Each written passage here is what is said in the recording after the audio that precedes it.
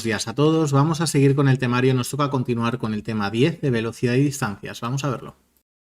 Tú no te preocupes, verás que apruebas en esta autoescuela. Siempre es así. Express. Comenzamos hablando del término de velocidad y es el término que utilizamos para hablar de la velocidad de algún vehículo sobre el terreno y la vamos a expresar en kilómetros por hora. Es importante que estudiemos la velocidad porque a medida que vamos aumentando la velocidad, el conductor dispondrá de menos tiempo en el mismo espacio para poder reaccionar. Fijaros en el dibujo, nos lo dejan muy claro. Tenemos un vehículo en el dibujo que circula a 50 km por hora y otro a 90, ¿vale? Están separados de un peatón, los dos, a 30 metros de distancia. ¿Qué pasa? Que el conductor del vehículo que va a 50 km por hora dispone en ese espacio de 2,2 segundos para poder reaccionar. Y el que va a 90 solamente dispone de 1,2 segundos. Entonces lo tiene mucho más complicado para poder evitar el problema o el accidente, ¿vale? Para poder controlar la velocidad de nuestro vehículo disponemos de una agujita que se llama velocímetro, ¿vale? Donde podemos controlar la velocidad es el velocímetro. No lo confundáis con el cuentakilómetros, que es el que nos dirá los kilómetros recorridos por el vehículo. Vamos a hablar de algunos conceptos básicos en este tema que nos interesan, como el de velocidad máxima. La velocidad máxima será la velocidad límite superior de un vehículo en la vía en la que se encuentre. Si ponemos un ejemplo y cogemos el turismo, que es el coche, en la autopista o autovía, tiene de velocidad máxima 120 km por hora. Bien, pues si superamos ese límite máximo, esa velocidad máxima, estaríamos circulando con exceso de velocidad, ¿vale? Superar la velocidad máxima es circular con exceso de velocidad. Y también tenemos un límite inferior, ¿vale? Que es la velocidad mínima. Límite inferior de velocidad para cada vehículo en cada vía. Vamos a buscar, para no liaros, el mismo ejemplo, el turismo en autopista o autovía. Pues igual que hemos dicho que el máximo era 120, también tendrá su mínimo y es 60, ¿vale? Entonces, lo que nos quieren decir con esto es que, salvo que las circunstancias sean extrañas, diferentes a lo normal, no podremos circular a una velocidad que sea inferior a esa velocidad mínima. Y si lo hiciéramos, esa velocidad sería anormalmente reducida, ¿vale? Si vamos por debajo del mínimo, se dice que es velocidad anormalmente reducida. Ahora vamos a hablar de la velocidad adecuada o inadecuada. Muy bien, hemos dicho que tenemos unos límites máximos y mínimos, pero eso no tiene por qué ser lo adecuado en determinadas circunstancias. Yo me puedo encontrar circunstancias de circulación complicadas, del clima, de la visibilidad, del tráfico, y tendré que adaptarme a esas circunstancias que me encuentro, ¿vale?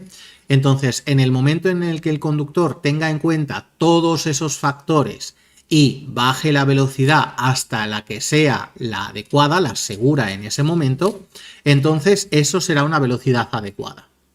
Si el conductor no hace caso de todas esas cosas que le están sucediendo, ya sea en el clima, en la visibilidad, en todo lo que le ocurre alrededor, y no modera, no baja su velocidad, pues probablemente esté circulando a una velocidad superior a la adecuada, que es una velocidad inadecuada. Bien, y aquí tenemos otro término importante, que es el de velocidad excesiva. Cuidado, que no tiene por qué ser lo mismo exceso de velocidad que velocidad excesiva. Vamos a poner un ejemplo para que nos quede a todos claro. Imaginaros que estamos circulando con un turismo, un coche, por autopista o por autovía. Hemos dicho que el límite en ese caso sería 120 km por hora, pero resulta que en esa autopista hay placas de hielo.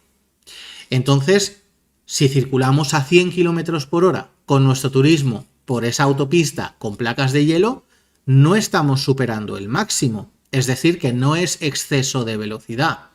Pero sí será velocidad excesiva, porque es superior a lo adecuado, ¿vale? Una cosa es superar el máximo y otra cosa es superar lo adecuado, que sería esto que estamos diciendo ahora de velocidad excesiva. Bueno, el conductor, como he dicho, siempre tiene que adecuarse a todo lo que se encuentre, ya sea del clima, visibilidad, incluso de su propio estado. No es lo mismo circular, por ejemplo, después de una jornada completa de trabajo cansados, o Cuando hemos salido de casa, nos hemos despertado hace un ratito, acabamos de desayunar y estamos perfectos. Bueno, pues evidentemente la condición de atención de ese conductor sería distinta y también tiene que adecuar la velocidad a esa circunstancia, ¿de acuerdo? Y ahora nos lanzan una pregunta. ¿Es peligrosa la velocidad?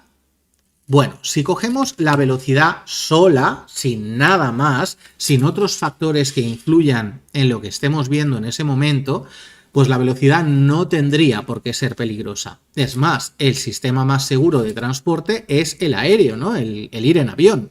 Y va mucho más deprisa que el transporte terrestre.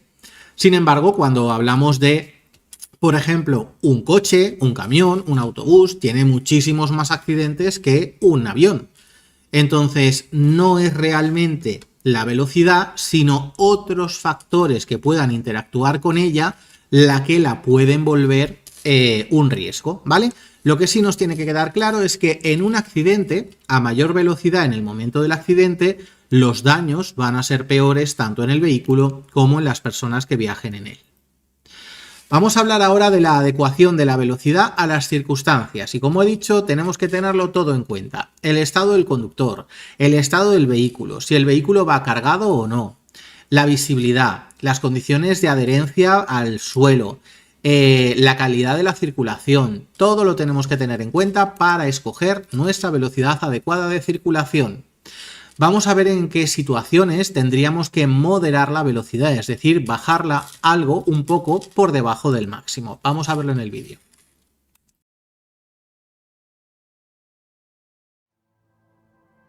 Moderación de la velocidad. Hay que moderar la velocidad cuando haya peatones en la vía o pueda preverse su irrupción en ella, sobre todo si son niños, ancianos, invidentes u otras personas manifiestamente impedidas.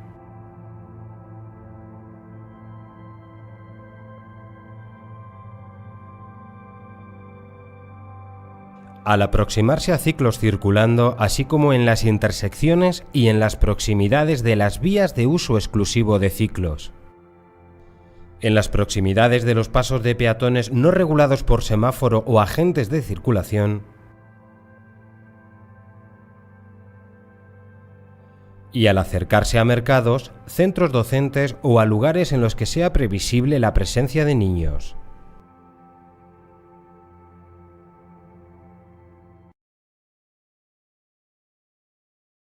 Bueno, vamos a ver otras situaciones en las que también tenemos que moderar la velocidad. Por ejemplo, cuando nos encontremos animales cerca o dentro de la zona de circulación. En ese caso, además, debemos de intentar mantener la mayor distancia posible con ellos y no tocar el claxon para que no se espanten, que eso podría hacer que la situación empeore mucho. También tendremos que moderar la velocidad cuando estemos circulando por una vía en la que no haya zona peatonal, es decir, que los peatones circulen por la misma calzada por la que estamos nosotros circulando con el vehículo. También deberemos de moderar la velocidad cuando veamos algún vehículo de transporte público de viajeros en situación de parada. Si lo vamos a rebasar, le vamos a pasar por al lado, deberemos de ir muy despacito, ya que sabemos que en ese caso habrá personas que estén subiendo o bajándose de ese vehículo, incluso quieran cruzar la calzada, y si lo hacen por delante del autobús no los vamos a ver hasta el momento en el que estemos prácticamente encima de ellos.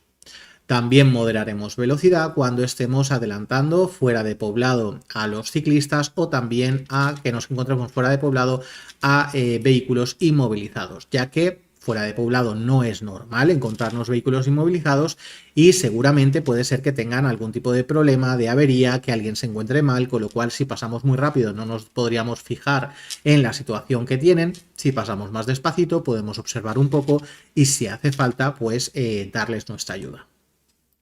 Y ahora vamos a ver en este vídeo otras ocasiones en las que también tendremos que moderar la velocidad. Moderación de la velocidad. Debe moderarse la velocidad al circular por pavimento deslizante o cuando pueda salpicarse o proyectarse agua, gravilla u otras materias a los demás usuarios de la vía,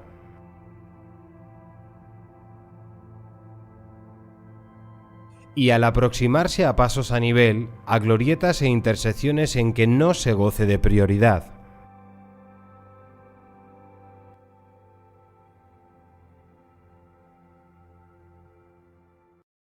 Bueno, vamos a ver otras ocasiones en las que también tendremos que moderar la velocidad, como por ejemplo cuando vayamos circulando por una vía estrecha, una calzada estrecha, y nos encontremos con algún vehículo de frente de gran tamaño que esté ocupando gran parte de esa calzada. La distancia entre nuestros vehículos se va a ver muy reducida, entonces vamos a tener que pasar más despacito, con cuidado, para controlar esa distancia lateral.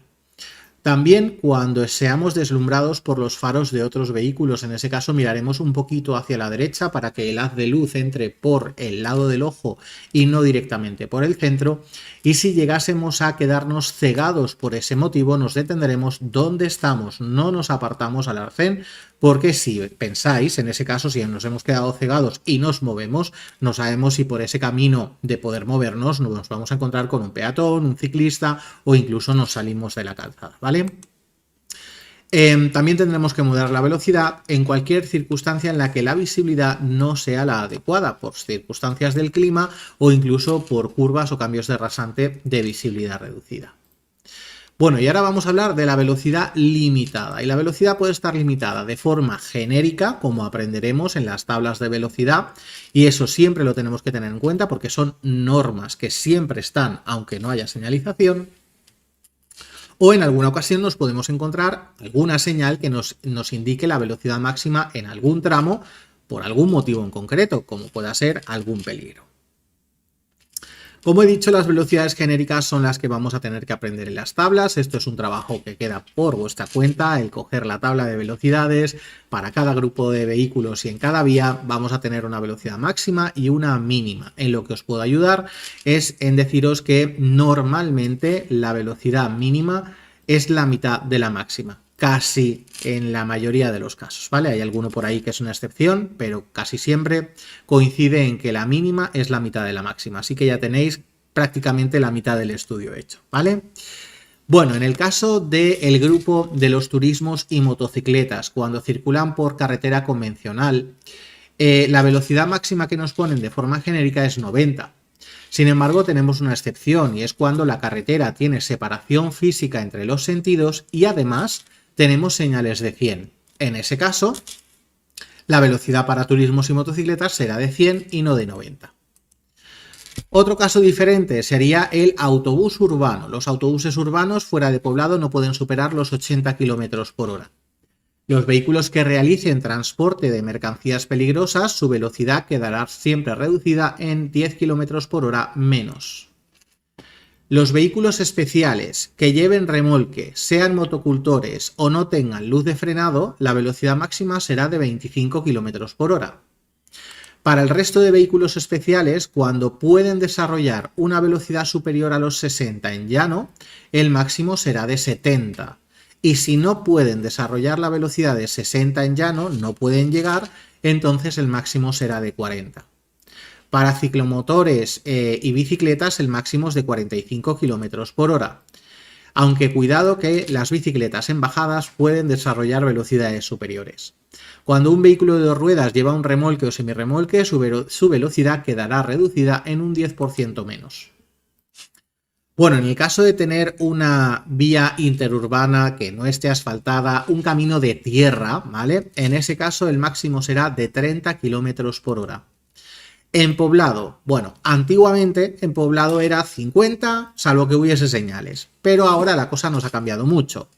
Y nos dicen que tenemos 3 velocidades genéricas diferentes dependiendo de cómo sea esa vía urbana dentro de poblado, ¿vale? En el caso de no tener zona peatonal, la velocidad en vías urbanas sin zona peatonal es de 20 km por hora. Cuando sí que hay zona peatonal, pero tenemos un carril o solo uno por sentido, el máximo es de 30. Y para el resto de vías urbanas, el máximo es de 50. Todo esto es de forma genérica, es decir, normativa, ¿vale? Aparece alguna señal, por supuesto, le tendremos que hacer caso a esa señalización. En las autopistas que discurren por suelo urbano, el máximo será de 80 km por hora. Bueno, y ahora nos hablan de las velocidades mínimas genéricas y ese es el límite inferior de velocidad al que debemos ir con cada vehículo y en cada vía. Os recuerdo que está en la misma tabla de velocidades que hemos visto antes, ¿vale? Si circulamos por debajo de esa velocidad mínima, estaríamos circulando a velocidad anormalmente reducida. Algo que no podemos hacer, aunque estemos solos en la calzada, no podemos hacerlo salvo que tengamos algún motivo justificado, como pueda ser un atasco, como pueda ser el clima, como pueda ser que estemos haciendo un acompañamiento a un transporte especial, acompañamiento a ciclistas, que tengamos algún tipo de avería o problema técnico. En esos casos estaría justificado, ¿vale? Y aquí tenemos el cuadro resumen de todas las velocidades, tanto máximas como mínimas, para cada grupo de vehículos y en cada vía por la que podemos circular. Os recuerdo que esto es trabajo vuestro, aprenderos estas velocidades, ¿vale? Bueno, y vamos a las velocidades específicas. Las velocidades específicas, como he dicho antes, son las impuestas por una señal, por un motivo en concreto. En este caso, por ejemplo, nos ponen por una peligrosa curva, ¿vale? En ese caso, finalizada la curva, yo puedo volver a superar la velocidad, porque esa velocidad únicamente está puesta por la señal de peligro. Es más, es así porque están unidas, ¿vale? Otra cosa diferente es que yo me encuentre una señal de velocidad, luego más adelante una señal de peligro, ahí ya no tienen por qué ser una por la otra, ¿vale?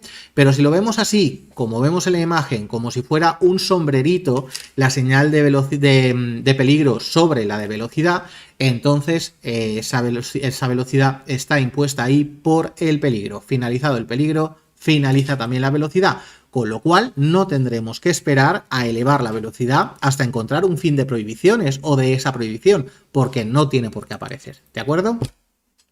En el caso de que la velocidad que nos diga la señal coincide con la velocidad genérica, no se considerará que la señal sea una velocidad específica. En ese caso únicamente es un recuerdo de la velocidad genérica, ¿de acuerdo? Bien, y ahora vamos a hablar de la velocidad que pueda tener un vehículo en sí mismo, solo él. No por el tipo de vehículo, sino a lo mejor por el tipo de mercancía que lleva o incluso por el permiso del conductor que dispone. En ese caso, ese vehículo llevará una placa de velocidad máxima en la parte posterior para indicárselo a los demás usuarios. Bueno, y ahora nos dicen que los límites de velocidad son necesarios, y claro que son necesarios, ya que ni todas las vías ni todos los vehículos han sido diseñados para que podamos viajar a cualquier velocidad y que no haya ningún peligro, ¿verdad? En cuanto a las vías, las carreteras han sido diseñadas para que sean seguras hasta una velocidad que la llamamos velocidad de diseño, ¿vale? La velocidad de diseño es la velocidad máxima segura a la que podemos viajar en ese tipo de vía, ¿de acuerdo? ¿Y por qué la velocidad es diferente dependiendo de si vamos por carretera, si vamos dentro de poblados, si vamos por autopista? Porque las condiciones son muy diferentes. Si estamos dentro de poblado, nos encontraremos con muchos peatones que estén cruzando la calzada o que estén cerca de la zona de circulación, con lo cual para poder evitar atropellos necesitamos ir más despacio. Es más, en el caso de que sucedan esos atropellos, a unos 50 km por hora, un atropello, ya tenemos el 50% de posibilidades de que el peatón fallezca en ese accidente. Y si ya fuéramos a una velocidad de 80, la probabilidad de que ese peatón atropellado muera sería ya casi del 100%, ¿vale? Con lo cual vamos a intentar pues no llegar a esas velocidades dentro de poblado. Fuera de poblado también es distinto si vamos circulando por carretera o por autopista. Por carretera tenemos intersecciones al mismo nivel. Tenemos normalmente una sola calzada para los dos sentidos de circulación, que simplemente hay una línea separándolos. Tenemos un montón de usuarios que pueden ir por el arcén si no tienen su propia zona, como bicicletas, ciclomotores, animales, peatones. Por todos esos motivos, la velocidad de una carretera no puede ser la misma que la de una autopista o autovía. En cuanto a las autopistas o autovías, son las vías más rápidas, pero también son las más seguras por las condiciones que se crean en ellas. No hay intersecciones, no hay ningún tipo de acceso directo de las propiedades colindantes, la circulación por ellas está muy limitada, solamente en general pueden entrar los automóviles, salvo alguna excepción por ahí, con lo cual evidentemente todo eso las hace más seguras, ¿vale? Aunque es verdad que cuando hay un accidente, por culpa de la velocidad, suele ser un accidente más fuerte, más complicado, pero en cuanto a número de accidentes, soportan mucho menos número de accidentes que el resto de vías, ¿vale? Los efectos negativos de la velocidad. Bien, aquí hablamos de la energía cinética. La energía cinética es la energía acumulada por un cuerpo en movimiento. Ese cuerpo puede ser el vehículo o las personas que están en el interior. Y cuanto más peso, más energía cinética acumulan, y cuanto más velocidad, también más energía. Entonces, en el momento del accidente, esa energía cinética es la que causa daños en los vehículos o en las personas que están en el interior, ¿vale? Podemos intentar hacer una especie de gráfica en la que nos podemos imaginar el golpe recibido. En caso de ir a unos 50 km por hora, en el caso de un accidente, sería como caernos desde un tercer piso. Y si ya nos vamos a una velocidad de unos 120 km por hora, que sería el límite en autopista o autovía, sería como caernos desde el piso número 16, ¿vale? Bueno, además nos hablan ahora de la visión túnel, y es que la visión cambia también si cambiamos nuestra velocidad. A mayor velocidad, la visión será peor. El ángulo de visión se va estrechando, haciendo que si vamos muy deprisa, el conductor únicamente se pueda fijar en lo que tiene justo delante, ¿vale? ¿Y por qué sucede esto? Pues porque el cerebro le envía la orden a los ojos de que esos ojos miren lo más lejos posible, porque se está dando cuenta de que vamos muy deprisa y de que necesitamos información de lo que está muy lejos ya. Y enfocando la vista tan lejos, perdemos capacidad visual en los laterales. No es que nos volvamos ciegos, sino que las cosas en los lados pasan tan rápido y nosotros estamos mirando tan lejos que no podemos captar información de todo eso que está sucediendo a nuestro alrededor, ¿vale? Así que perderíamos información de señales, intersecciones, etc. ¿Tiene relación la velocidad y la fatiga? Sí, ya que a mayor velocidad también el cerebro se pone en modo máxima atención y eso hace que la fatiga aparezca más pronto. Reducción de velocidad. Bueno, ¿podemos reducir la velocidad de la forma que nosotros queramos? No, normalmente lo tenemos que hacer de forma suave y progresiva para no crear ningún tipo de problema por detrás de nosotros, ¿vale? Si nosotros pegamos un frenazo sin motivo, es muy probable que tengamos una colisión, que el de atrás nos pegue un golpe por detrás y nos podamos hacer daño. ¿Por qué? Pues porque el de atrás a lo mejor no ha visto ninguna situación como para que esto vaya a suceder, ¿vale? Así que normalmente reduciremos la velocidad de forma suave y progresiva. Competiciones. Las competiciones de velocidad están totalmente prohibidas en la vía pública, salvo que se pida autorización para ello, se nos autorice y se prepare y normalmente se cierre la vía al tráfico, ¿vale? Si no, en el resto de casos, totalmente prohibido. Bueno, dejamos las velocidades a un lado y nos metemos en la parte de distancias. Comenzamos con la distancia de reacción. La distancia de reacción son los metros recorridos. Pensad que estamos hablando de distancia, entonces serán metros, ¿vale? Los metros recorridos por el vehículo durante el tiempo de reacción. Entonces, si el tiempo de reacción en condiciones normales está entre medio y un segundo, o lo que es lo mismo 0,75, en ese tiempo, en esos 0,75 segundos, el vehículo está recorriendo unos metros, hasta que el conductor reacciona y empieza a hacer algo, ¿vale? Primero solamente lo ha visto, la vista lo envía al cerebro, el cerebro procesa la información y le envía al resto del cuerpo la orden correcta. En todo ese tiempo el vehículo estaba rodando. Vale, pues esos metros recorridos durante el tiempo de reacción serán la distancia de reacción. Pasamos ahora a la distancia de frenado. En el momento en que el conductor pone el pie sobre el freno, el vehículo no se detiene al instante en ese mismo centímetro, ¿verdad? Sino que recorrerá un espacio hacia adelante mientras reduce su velocidad y más adelante se llega a detener. Bien, pues ese espacio recorrido, desde que pisamos el freno hasta que el coche queda completamente detenido, es la distancia de frenado. Y si juntamos las dos, las sumamos la distancia de reacción más la distancia de frenado, obtenemos la distancia de detención, o también llamada parada técnica.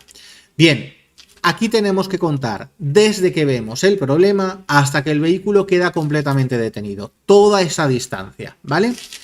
Y nos dicen además que esa distancia siempre, que la distancia que nosotros tenemos que mantener de seguridad con el de delante siempre tiene que ser mayor que la distancia de detención, que es la que necesitamos para detenernos. ¿Por qué la distancia de seguridad que debemos de mantener con el de delante tiene que ser siempre mayor que la distancia de detención? Porque cuando tú te detienes detrás de otro vehículo, porque has visto que el semáforo se cambiaba, que el de delante estaba frenando, cuando tú te detienes detrás de él en una fila o detrás de él detrás de otro vehículo, porque a lo mejor sea un obstáculo, siempre queremos que nos sobre distancia. Yo no me pego a él, yo dejo una distancia por delante de separación, ¿vale? Entonces ese extra que vemos ahí de separación lo tenemos que sumar y es el extra que necesitamos de seguridad, ¿vale? Bueno, y ahora vamos a hablar de la separación lateral y hablamos de ella en este vídeo. Separación lateral.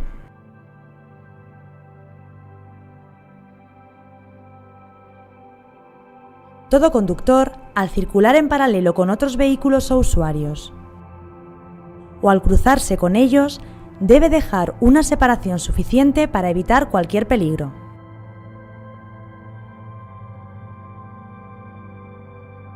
Como norma general, esta separación lateral dependerá de la velocidad,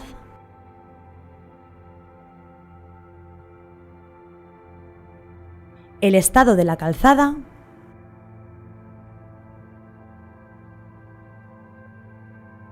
los vehículos que se cruzan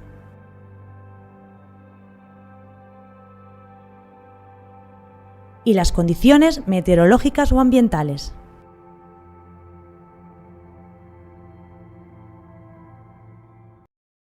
Bueno, y ahora hablamos de la distancia de seguridad delantera que debemos de mantener con el vehículo que llevamos delante.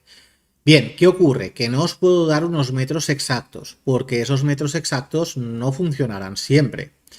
Puede ser que necesitemos más distancia si el suelo está mojado, si hay hielo, si hay nieve, si las condiciones de los frenos en nuestro vehículo no están en buen estado, las ruedas lo mismo, si nosotros estamos cansados. Hay muchas cosas a tener en cuenta si valoramos la distancia que debemos de mantener con el de delante. Con lo cual, nos dicen que esa distancia siempre tiene que ser una distancia suficiente para que en caso de un frenazo brusco no colisionemos con el de delante. ¿Cuánto? Tú verás, ve calculando, ¿vale? Luego nos lo dirán en un intervalo de tiempo, pero ya os digo que en distancia, en metros, rara vez nos pueden hablar de unos metros exactos, ¿vale? Además, deberemos de añadir un poquito más de distancia extra para que los adelantamientos sean seguros, ya que hay veces que algún vehículo que está adelantando necesita meterse entre nosotros después del adelantamiento o incluso abortando el adelantamiento porque le venga algún vehículo de frente. Así que en esos casos, para que los adelantamientos sean seguros, deberemos de mantener con los vehículos que llevamos delante un poquito de distancia extra por si sucede esto, ¿vale? No será necesario que dejemos ese extra de distancia para los adelantamientos cuando estemos circulando por dentro de poblado, tampoco cuando el adelantamiento esté prohibido y tampoco cuando haya más de un carril por sentido. Si hay algún atasco y somos los últimos de la fila, bueno, siempre en general en un atasco vamos a intentar verle al de delante cómo las ruedas de atrás le tocan el suelo, ¿vale? Eso siempre. Ahora, si somos los últimos de la fila, en vez de esa distancia que acabo de decir, pues vamos a dejar una distancia de unos 3 o 4 coches por delante. ¿Por qué? Pues porque el de atrás a lo mejor, como yo soy el último, puedo ver que viene muy deprisa, que no se ha dado cuenta a tiempo de que aquí estamos detenidos, con lo cual yo tengo ese espacio por delante para escaparme un poco de él y ofrecerle más distancia por detrás, ¿vale? O incluso si el de delante se quedara inmovilizado porque tiene una avería, ha tenido algún problema, pues también dispongo de espacio por delante para poder rebasarlo, ¿vale? Dejaremos esa distancia de unos 3 o 4 vehículos por delante hasta que ya tengamos 3 o 4 coches por detrás que ya nos protejan de esa situación trasera, ¿ok? Bueno, y viene el intervalo de seguridad. Ya os digo, cuando nos hablan de intervalo ya sí que hablamos de tiempo, de segundos, ¿eh? Y el intervalo mínimo de seguridad es de 2 segundos. Esto es el mínimo, ¿vale? Si queremos vivir al límite, pues son esos 2 segundos, pero siempre será mejor mantener 1 o 2 segunditos más, sobre todo cuando vayamos rápido por carretera o autopista, para que vayamos más tranquilos y más seguros, ¿eh? Bueno, ¿y cómo tomamos, cómo cogemos ese intervalo de seguridad? Bueno, lo podemos comprobar cuando el vehículo de delante, que llevamos delante circulando, pase por algún punto fijo. como pueda ser un puente, un árbol, una señal, lo que queráis en la vía que no se esté moviendo. Cuando el de delante pase por ese punto, empezamos a contar segundos. Si pasamos por ese lugar que habíamos tomado de referencia y no nos ha dado tiempo a contar hasta 2 segundos, o lo que es lo mismo, que también lo veréis por ahí escrito, 1101, 1102, ¿vale? Entonces, si no nos ha dado tiempo a contarlo, es que vamos demasiado cerca.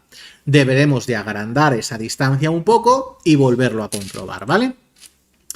Bien, chicos, hasta aquí este tema 10 de velocidad y distancias. Ahora os voy a dejar con un test. En un ratito vuelvo con vosotros por si tenéis alguna pregunta, ¿vale? Hasta ahora. Tú no te preocupes, verás que apruebas en esta autoescuela. Siempre es así. Express.